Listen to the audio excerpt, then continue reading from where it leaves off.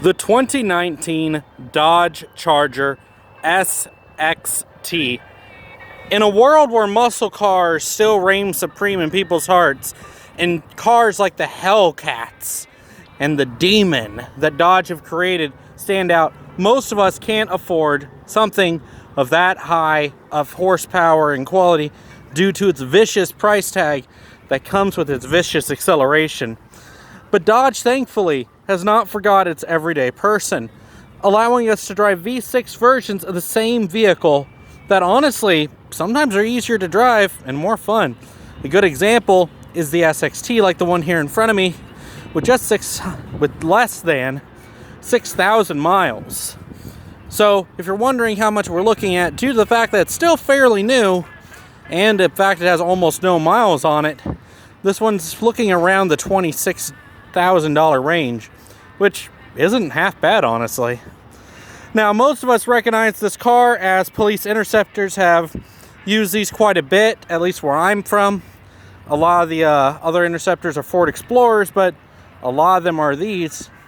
And let's just say this much, there's a reason why the police use this vehicle. Cranking out between 292 to 300 horsepower, this vehicle will knock you back in your seat, considering that's the same amount of horsepower that came in the 05 Mustangs back in, 2005 through their V8 models. This model here comes with a bunch of little features. Wanted to get a moment to read that, and in case you need that info as usual. But really what makes this car stand out is, even though it's very plain, it's got a lot of room in it.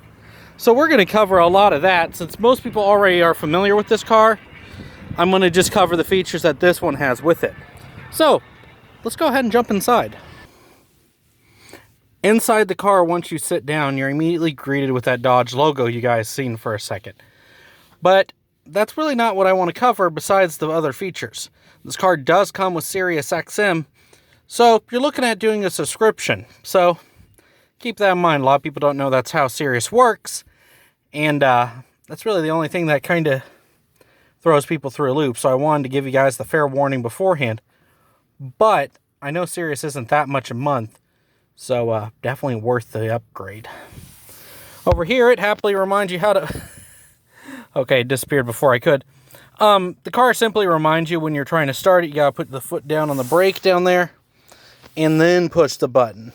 Oh, there it is. A lot of the cars do that. I usually don't show it off, but kind of neat, so I wanted to go ahead and say it. I also love how simple the gauges are. The two gauges right there just read such a simplistic design and doesn't make the car over-exaggerated. Sometimes having a ton of features can make the car seem overbearing, and especially for generations that are older than I, and even for myself, that can be a bit much for us to catch up on and give us a bit of a headache. One thing I also really like is the fact that you have a full control panel right here to keep doors locked, lock the windows, and control everything right here. You don't have to really leave it.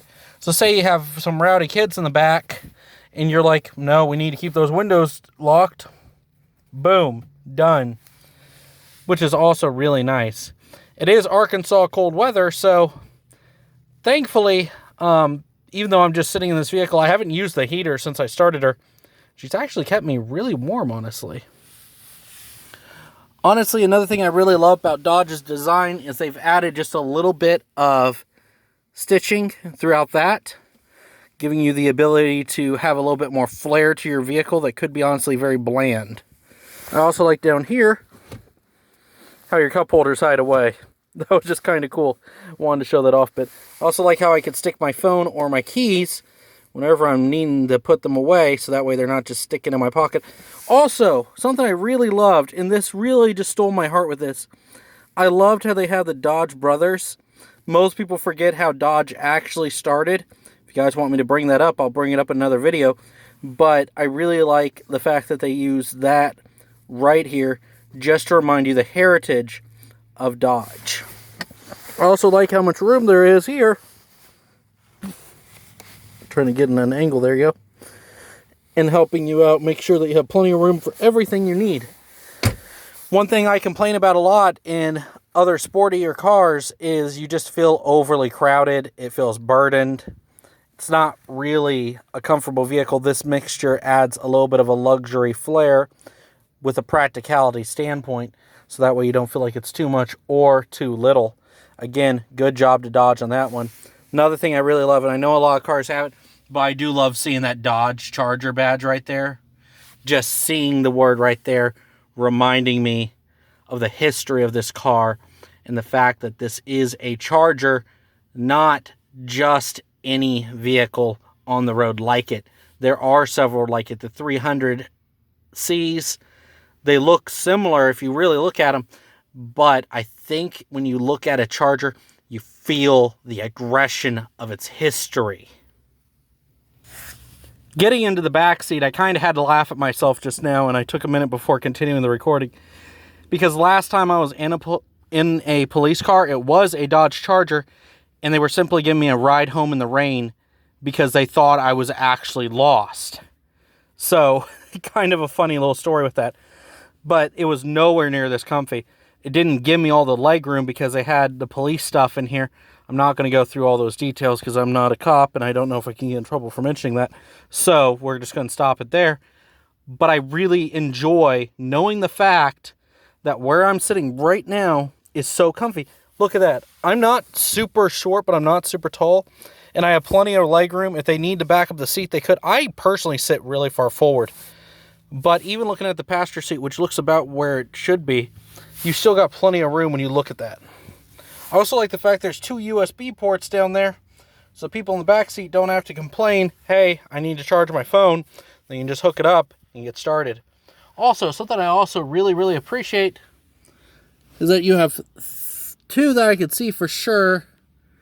Can't see directly behind me, but I'm pretty sure there's a 3rd baby seat anchor. I just like the idea that I can put the child anywhere. I don't think you're allowed to put them here in the center, but in case you are, it's nice knowing there's one there just in case. Another nice little thing before I get out of the car is I also like how they do have this here, and it looks like a nice little cup holder down here. That way your passengers don't have to look for a cup holder. So I don't usually show this section of the video anymore, but we're going to go ahead and pop the trunk because I really like some of the features with the trunk and the hood. So let's just look at our key here. Punch that once, twice. I didn't have to do anything. So we're going to go ahead and jump back here now. And I really have to say, I love the trunk space. There's so much room here. I'm surprised Dodge never made a convertible one of these. And if they did, someone comment down below for me. But what I really like is how much room there is back here. And yes, this vehicle comes with mats, although they are not currently in the front of the vehicle. Why? I don't know. I'm not a lot attendant.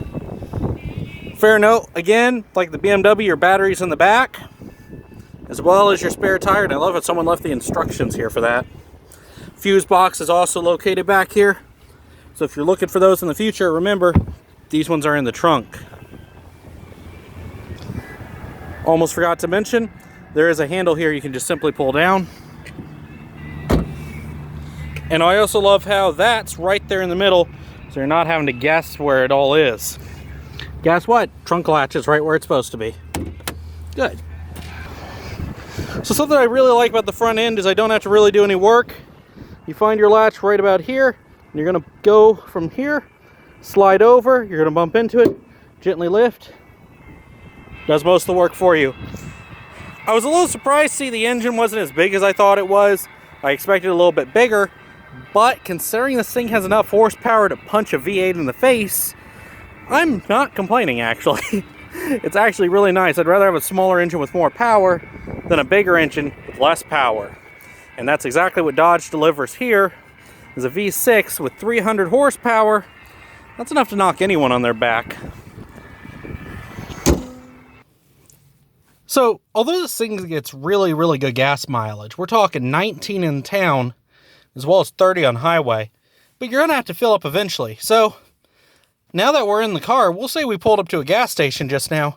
Well, look, I need to refill my car. What do? I mean, there's no latch down here, so where is it? Well, good news, it's not actually that hard.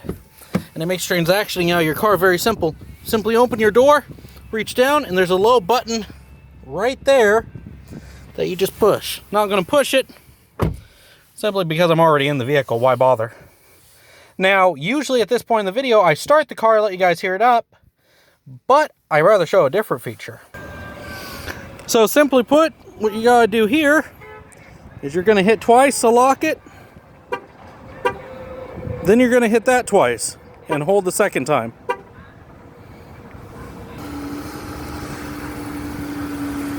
And there she is. Sorry, I thought I had to hold it a little bit less, but you actually hold it for about 3-4 seconds. So if you guys have seen the pause, that's just because I paused it as soon as it started up. Sorry about that. Now the car isn't super loud.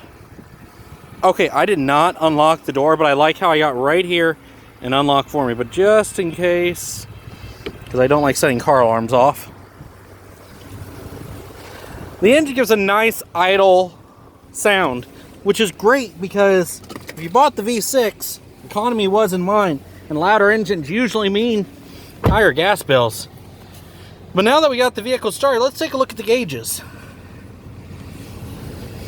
Remote activate, push to start. Okay, so you still end up sitting down, pushing to start, but listen, AC is already on, so